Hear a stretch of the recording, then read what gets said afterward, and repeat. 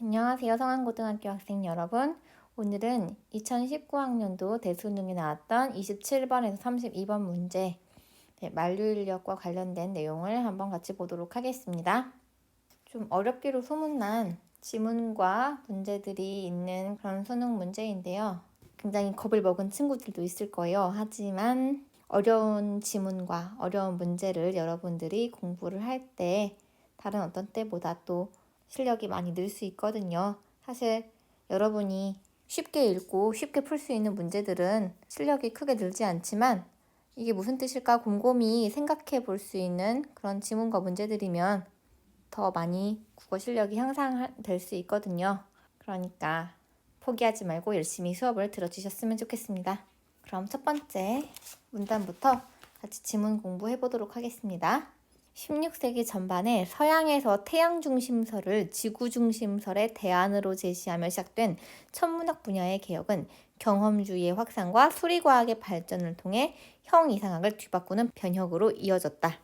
16세기 전반이라는 표현이 나온 것으로 봐서 앞으로 이제 16세기 전반, 17세기 후반 이런 식으로 점점 시대의 흐름에 따른 내용 전개, 즉 통시적 흐름에 따른 내용 전개를 보여줄 것이라는 것을 짐작할 수가 있겠죠. 16세기 전반에는 지구 중심설에서 이제 태양 중심설로 천문학 분야의 개혁이 이루어졌대요. 그리고 이렇게 지구 중심설에서 태양 중심설로 바뀌게 되는 과정은 경험주의와 수리과학의 발전을 일으켜서 이것이 형이상학을 뒤바꾸는 변혁으로 이루어졌다고 했죠. 여기서 형이상학이 무슨 뜻인지 모르는 사람들이 많을 것 같아서 좀 설명을 하자면요. 형이상학은 형체가 있는 것보다 더 높은 차원의 대상을 연구하는 학문이란 뜻입니다. 그러니까 철학, 논리학, 심리학처럼 좀 추상적이고 눈에 보이지 않는 세계, 사물의 본질은 무엇일까? 존재의 근본 원리는 무엇일까? 이런 식으로 우리가 고차원적이면서 추상적인 세계를 생각하는 그런 학문이 바로 형이상학입니다. 이에 비해서 반대말인 형이하학은 형체를 갖추고 있는 사물을 연구하는 학문으로 구체적이고 눈에 보이는 것을 대상으로 연구하는 학문이 형이하학이 되겠습니다. 우리가 배우고 있는 대부분의 학문들, 물리학, 문학, 화학, 실제적으로 눈에 보이는 문자와 역사와 물질들에 대해서 연구하는 그런 학문은 형이하학이라고 할 수 있겠죠. 서양에서는 원래 지구를 중심으로 다른 모든 행성들이 돌고 있다고 생각했었는데 이것이 태양을 중심으로 우주가 돈다고 그렇게 우주관이 바뀌게 되면서 기존의 사람들의 생각을 지배하고 있던 철학, 논리학, 심리학 같은 그런 고차원적인 세계에 대한 생각까지도 전부 다 바꿔버리게 되었다는 그런 설명입니다. 그렇게 서양의 우주론이 전파되자 중국에서는 중국과 서양의 우주론을 회통하려는 시도가 전개되었고 이 과정에서 자신의 지적유산에 대한 관심이 제고되었다. 이제 이런 서양 천문학이 서양뿐만 아니라 중국에도 영향을 미치게 됩니다.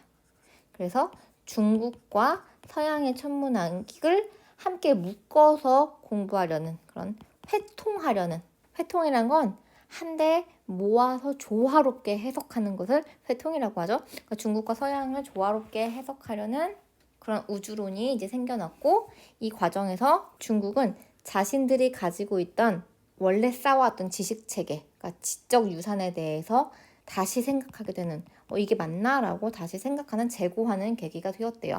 자, 이해되시죠? 여기까지가 1문단의 내용이었고요. 1문단의 중심 내용 한번 적어보겠습니다.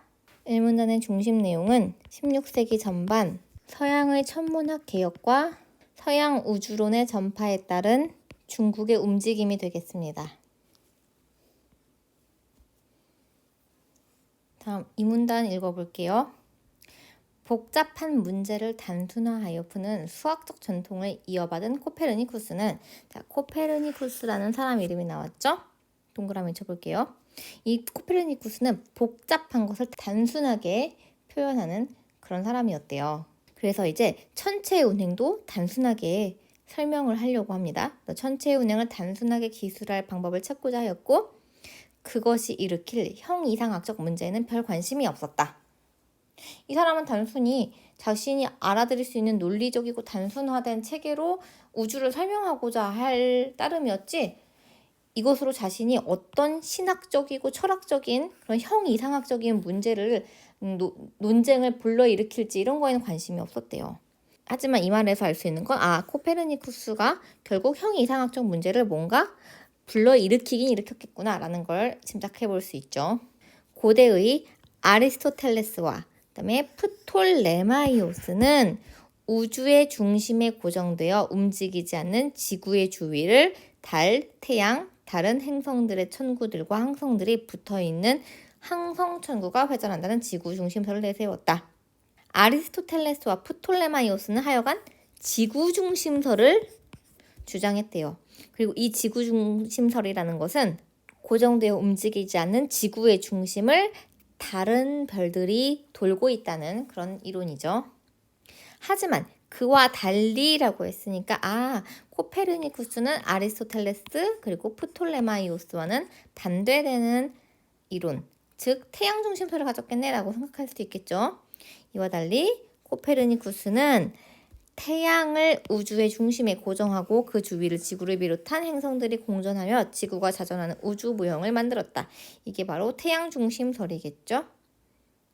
그러자 프톨레마이오스보다 훨씬 적은 수의 원으로 행성들의 가시적이라는 것은 눈에 보이는 이런 뜻이죠. 가시적인 운동을 설명할 수 있었고, 행성이 태양에서 멀수록 공전 주기가 길어진다는 점에서 단순성이 충족되었다. 지구가 아니라 태양을 중심에 놓게 되니까 훨씬 더 단순하고 명쾌하게 우주를 설명할 수 있게 되었대요. 그리고 왜 공전 주기가 다 다르지? 라는 것도 태양에서 멀어지니까 이게 공전 주기가 다른 거야 라고 설명도 명쾌하게 할 수가 있게 되었대요. 그러나 이렇게 명쾌한 설명인데도 아리스토텔레스의 형이상학을 고수하는 다수 지식인과 종교 지도자들은 아리스토텔레스가 지구 중심설을 내세웠다고 아까 위에서 설명했었죠. 자, 그러니까 아리스토텔레스를 추종하는 다수 지식인들은 그의 이론을 받아들이려 하지 않았대요. 왜냐하면 그것은 지상계와 천상계를 대립시키는 아리스토텔레스의 이분법적 구도를 무너뜨리고 신의 형상을 지닌 인간을 한갓 행성의 거주자로 전락시키는 것으로 여겨졌기 때문이다. 그러니까 아리스토텔레스는 프톨레마이오스 같은 사람들은 지구 중심설을 내세우고 있잖아요. 그러면 이 지구 중심설에서는 지구라는 것은 중심에 있고 다른 나머지 모든 별들은 전부 다 지구 주변을 돌고 있는 지구랑 다른 존재들이에요. 그러니까 지구 vs 지구 외 나머지 별들이 서로 이분법적으로 대립하는 구조. 그러니까 지구라는 지상과 다른 별들이라는 천상이 서로 이분법적으로 딱 나뉘어져서 우리 지구는 정말 중심에 있고 너무 중요해. 여기는 중요한 존재들이지만 인간이 살고 있지 않은 이 천상계 나머지들은 인간과는 다른, 지구와는 다른 존재야 라고 이렇게 인간과 지구를 좀 중요하게 생각하는, 중요한 존재를 부각시킬 수 있는 그런 이분법적 구도를 가지고 있었거든요. 그런데 이걸 이제 무너뜨리는 코페르니쿠스의 태양 중심설을 보게 되면요, 중심에 태양이 있죠. 그리고 나머지 별들이 전부 태양 주변을 맴돌고 있는데 그 중에 하나가 지구인 거예요. 그러면 천상계와 지상계가 이렇게 이분법적으로 나뉘어질 수가 없고요. 지구에 있는 인간이란 존재는 한갓 태양을 중심으로 돌고 있는 여러 가지 별들 중에 하나에 사는 아주 미천한 존재로 그냥 떨어지고 만다는 거죠. 그러니까 지구 중심설에서는 인간이 이 우주의 중심에 있어요. 그래서 아주 중요한 존재였어요. 하지만 태양 중심설에서는 인간이 한갓 행성에, 고작 평범한 행성에 거주하는 사람으로 아주 그 위치가 낮아지게 된다는 겁니다. 그래서 이런 세계관을 받아들일 수 없었던 아리스토텔레스의 추종자들을 비롯한 여러 지식인들은 코페르니쿠스에 대해서 어떻게 하겠어요? 반대를 하게 되었죠. 이것이 이 문단의 내용이었고요. 자, 이 문단의 중심 내용도 적어볼게요. 이 문단의 중심 내용은 태양을 우주의 중심에 놓은 코페르니쿠스의 모형이 되겠습니다. 이 문단에선 코페르니쿠스가 더 명쾌하게 우주를 설명했지만 아리스토텔레스의 형이상학을 추종하고 있는 다수의 지식인들이 코페르니쿠스의 우주관을 받아들이지 않으려고 했다고 했죠. 다음 3문단 가볼게요. 일단 이번엔 16세기 후반에 아까 1문단에서는 뭐였어요? 16세기 전반이었잖아요. 그러니까 16세기 전반에서 16세기 후반으로 왔으니까 뭔가 시간의 흐름에 따르고 있네 라는 걸 우리가 알 수 있죠. 이건 이렇게 시간의 흐름에 따르는 걸 우리가 뭐라고 한다? 통시적 전개 방법이라고 합니다. 16세기 후반에 브라헤는 이번엔 브라헤라는 사람이 또 나왔습니다. 브라헤는 코페르니쿠스 천문학의 장점을 인정하면서도 아리스토텔레스 형이상학과의 상충을 피하고자 좀 되게 중립적인 사람이네요. 코페르니쿠스 네 말도 맞아. 너무 명쾌하잖아. 근데 지금의 대부분 사람들이 존중하고 있는 아리스토텔레스의 형이상학, 천상과 지상의 이분법적 구도, 난 그거를 무너뜨리고 싶지 않아. 이것과 상충 안 할래. 이렇게 얘기를 합니다. 그래서 어떻게 했냐면 우주의 중심에 지구 있다고 치자. 이렇게 하면 아리스토텔레스랑 상충을 하지 않게 되죠. 아리스토텔레스랑 서로 일치하는 우주관이 되죠.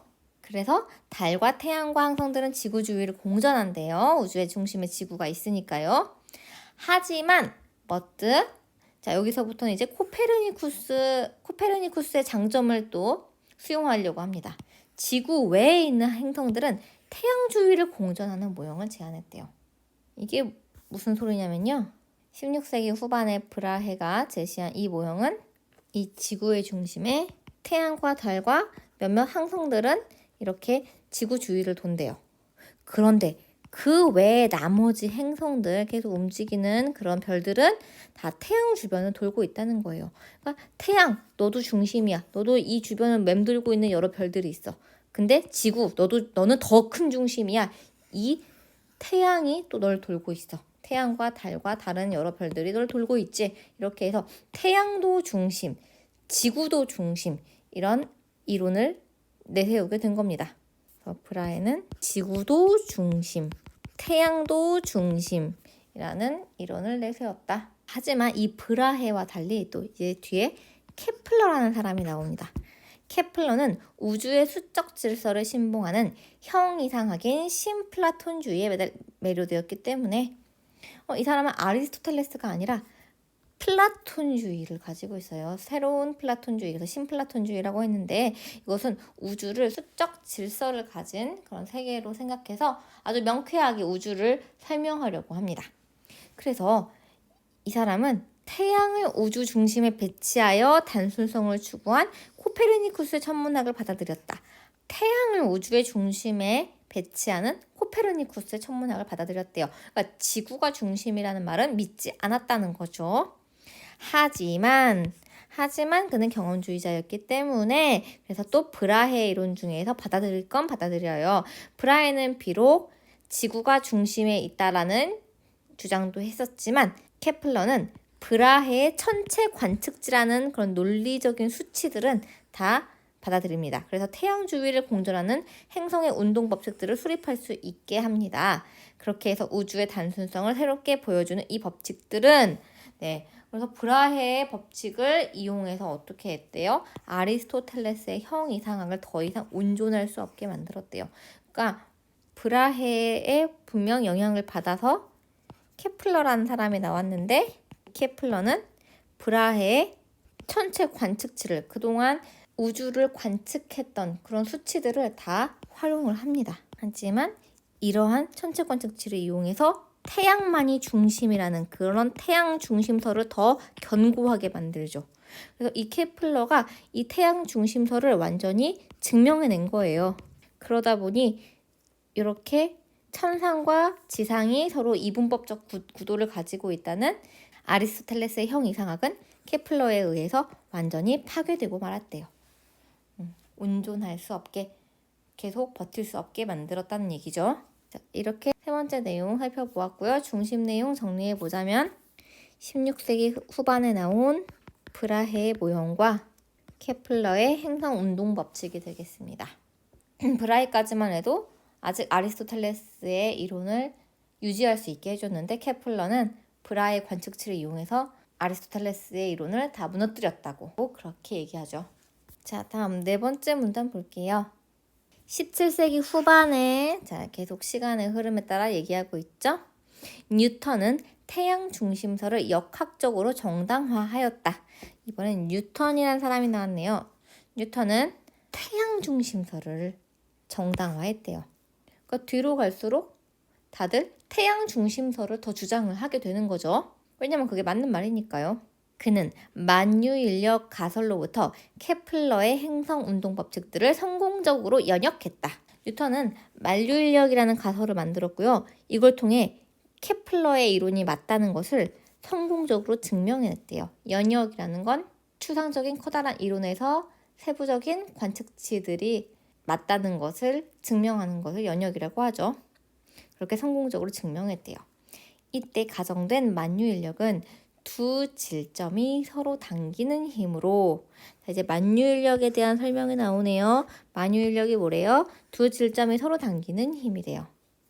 그 크기는 두 질점의 질량의 곱에 비례하고 거리의 제곱에 반비례한다.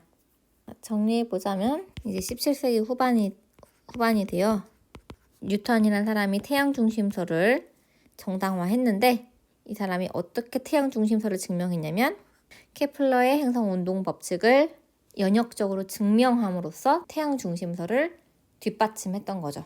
그리고 이러한 뉴턴은 이러한 자신의 주장을 설명하기 위해서 만유인력이라는 개념을 가지고 오게 되는데요. 여기서 만유인력이란 질점과 질점이 서로 잡아당기는 힘이라고 합니다. 질점이 뭘까요? 이렇게 어려운 용어는 보통 지문에 설명이 나와 있죠. 여기도 보면 지문 맨 끝에 나와 있네요. 질점, 크기가 없고 질량이 모여 있다고 보는 이론상의 물체. 그러니까 한마디로 질점이 뭐냐면요. 이렇게 어떤 물체 A가 있다고 해봐요. 그러면 이 A의 모든 질량을 하나의 점에다 압축시켜 놓았다고 보는 그 점이 질점인 겁니다. 더 쉽게 설명하자면요. 초등학생 10명이 이렇게 운동장에 모여 있다고 쳐봅시다. 그랬을 때 이 10명하고 그 다음에 또 다른 초등학교에 10명이 서로 줄다리기를 하려고 해. 그런데 너네 10명이 하면 좀 복잡하니까 힘을 계산하기가 복잡하니까 이 초등학생 10명의 몸무게를 전부 다 합쳐놓은 스모 선수 1명하고 그다음에 여기 초등학교 10명의 학생들의 몸무게를 전부 다 모아놓은 것과 똑같은 몸무게를 가진 커다란 어른 스모 선수 1명이랑 이렇게 대표를 뽑아서 그 스모 선수끼리 서로 당기게 하자. 줄다리기를 하게 하자. 그러면 훨씬 더 힘을 비교하기가 쉬울 거야 라고 해서 가상의 점으로 만들어 놓은 것이 바로 질점이라는 겁니다. 이 어떤 물체의 무게, 그러니까 질량과 완전히 똑같은 질량을 가지고 있는 가상의 점이 질점인 거죠. 이해되시죠? 자, 그런데 이렇게 만유인력은 두 질점이 서로 당기는 힘이래요. 결국에는 질점은 물체와 똑같은 질량을 가지고 있는 점이니까 물체끼리 서로 잡아당기는 거랑도 똑같겠죠. 그리고 두 질점의 질량의 곱에 비례하고 거리의 제곱에 반비례한대요. 이 만유인력의 크기가 이 질점을 가지고 있는 A라는 물체와 이 질점을 가지고 있는 B라는 물체가 있을 때 질량 A와 질량 B를 곱한 것에 크기가 비례하고요. 거리의 제곱에는 반비례한다는 겁니다. 한마디로 말해서 물체 A와 물체 B가 서로 잡아당기고 있을 때 이 A와 B의 질량이 커지면 커질수록 이 두 대상이 서로를 잡아당기는 힘, 만유인력의 크기도 커진대요. 하지만 이 A와 B의 거리가 멀면 멀어질수록 두 물체가 잡아당기는 힘은 작아진다는 얘기인 거죠. 이해되시죠? 그래서 지구를 포함하는 천체들이 밀도가 균질하거나 구대층을 이루는 구라면 구대층은 여기 또 나옵니다. 어떤 물체가 중심으로부터 모든 방향으로 같은 거리에서 같은 특성을 갖는 상태. 그러니까 완전히 동그랗게 생긴 공 모양을 구대층이라고 하는 거죠. 이렇게 구대층을 이루는 구라면 천체가 그 천체가 어떤 질점을 당기는 만류인력은 그 천체를 잘게 나눈 부피 요소들 각각이 그 천체가 어떤 질점을 당기는 만류인력을 모두 더하여 구할 수 있다. 만류인력이라는 것이 이렇게 질점과 질점이 잡아당기는 것도 만류인력이지만요. 구대칭을 이루고 있는 어떤 천체가 있을 때요. 이 천체가 천체 밖에 있는 어떤 질점을 잡아당기는 그런 만류인력도 있겠죠. 이런 만류인력은 이 천체를 아주 잘게 부피 요소들로 나눈 다음에 이 부피 요소들 각각 하나하나가 질점을 잡아당기고 있는 이 하나하나가 질점을 잡아당기는 그 모든 힘들을 전부 다 더한 힘과 똑같다는 겁니다. 또한 여기에서 지구보다 질량이 큰 태양과 지구가 서로 당기는 만류인력이 서로 같다는 것을 증명할 수 있다. 만류인력의 크기는 질량 A랑 질량 B를 곱한 것에 비례한다고 했잖아요. 그러니까 태양과 지구가 서로 잡아당기는 힘은 태양 곱하기 지구이든 지구 곱하기 태양이든 결국엔 만류인력은 똑같다는 거예요. 지구에서 태양을 잡아당기는 힘도 지구의 질량 곱하기 태양의 질량을 그 곱한 것과 비례하게 되고 태양이 지구를 잡아당기는 힘도 지구의 질량과 태양의 질량을 곱한 것과 비례하게 되기 때문에 그래서 지구와 태양은 서로 부피도 다른 그런 질량이 다른 상태이지만 서로 잡아당기는 힘, 만류인력은 서로 같다는 얘기입니다. 그래서 뉴턴은 이 원리를 적용하여 달의 공전 궤도와 사과의 낙하 운동 등에 관한 실측값을 연역함으로써 만류인력의 실제를 입증하였다. 뉴턴은 이런 만류인력의 원리를 통해서 만류인력이 실제로 존재한다는 것을 입증할 수 있었대요. 이제 네 번째 문단의 중심 내용 한번 찾아볼게요.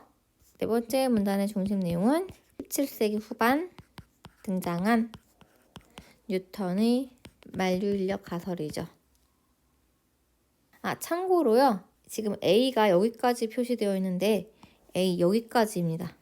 여기까지가 A고 요 밑에 부분은 지워주셔야 돼요. 만류의 실제를 입증하였다. 여기까지가 A에 해당합니다. 다음 다섯 번째 문단 읽어볼게요. 16세기 말부터 중국에 본격 유입된 서양과학은 자 이제 중국으로 넘어갔네요. 중국에서는 어떤 변화가 있었을까요? 청왕조가 1644년 중국의 역법을 기반으로 서양 천문학 모델과 계산법을 수용한 시현역을 공식 채택함에 따라 그 위상이 구체화되었다. 이제 중국에 유입된 서양과학을 설명하는데요.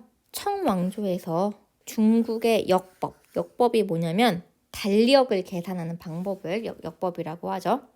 달력을 계산하는 방법을 기반으로 서양 천문학 모델과 계산법을 수용한 시현역, 이제 시현역이라는 새로운 달력을 공식 달력으로 채택을 하게 된 겁니다. 그러면서 이제 서양 과학의 위상이 구체적으로 눈에 보이게 되었대요. 브라헤와 케플러의 천문 이론을 차례대로 수용하여 정확도를 높인 시현역이 생활 리듬으로 자리 잡았지만 중국 지식인들은 서양 과학이 중국의 지적 유산에 여기서 중국의 지적 유산이라는 것은 중국의 고대 문헌에 나오고 있는 천문학적인 지식들을 얘기하는 겁니다. 중국에 원래 있었던 우주론인 거죠. 그런 중국의 원래 지식 체계에 적절하게 연결되지 않으면 서로 맞지 않으면 아무리 효율적이더라도 불온한 요소로 여겼다. 역시 좀 꽉 막혀있는 그런 지식 체계네요. 아무리 그게 효율적으로 세계를 설명할 수 있는 더 논리적인 지식이라고 하더라도 불온하다, 온당하지가 않고 이건 좀 우리 사회에 맞지 않는다 이렇게 생각했다는 거죠. 이에 따라 서양과학에 매료된 학자들도 어떠한 방식으로든 서양과학과 중국 전통 사이에 적절한 관계 맺음을 통해서 이 문제를 해결하고자 하였다.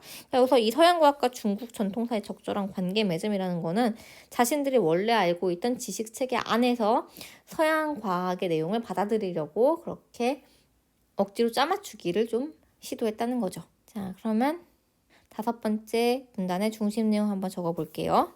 다섯 번째 문단의 중심 내용은 16세기 말 중국에 유입된 서양 과학과 시현역의 채택이 되겠습니다. 그럼 여섯 번째 문단 봅시다. 17세기에는 웅명우와 방이지, 자 새로운 학자 이름이 또 나왔네요. 웅명우와 방이지 등은 중국 고대 문학에 수록된 우주론에 대해서는 부정적 태도를 견지하면서 이 웅명호하고 방이지라는 사람은요, 중국 고대 문헌, 아주 옛날 문헌에 있었던 그런 우주론에 대해서는 부정적으로 이거는 틀린 것 같아, 이렇게 태도를 가지고 있었대요. 하지만 성리학적인 기론, 성리학에서 우리 그때 예전에 이기론에 대해서 배웠죠. 여기서 기는 좀 형이하학적이고 구체적이고 물질적인 세계를 좀 다루는 그런 부분을 우리가 기라고 하고, 좀 추상적이고 형이상학적인 부분을 이라고 해서 이기론 우리 배웠었잖아요.